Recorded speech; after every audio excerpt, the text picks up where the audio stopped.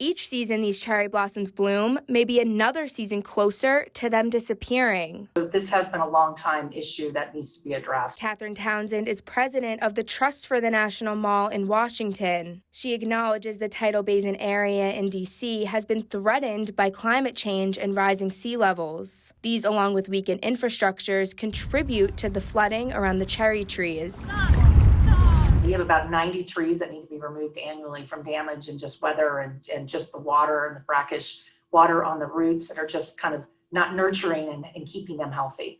So it's really, really important that we keep these trees healthy so that they can bloom. Her organization helps the National Park Service find and pay for solutions to fix the problem. Sometimes they just remove and don't have the funds to replant.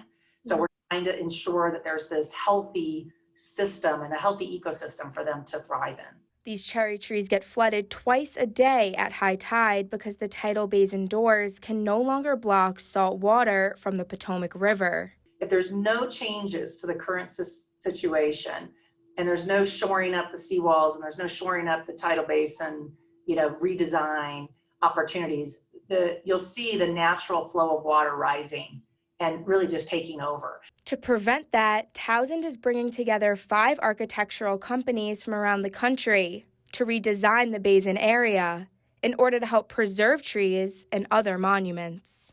We hope that elements that seem to work will be a part of the master plan.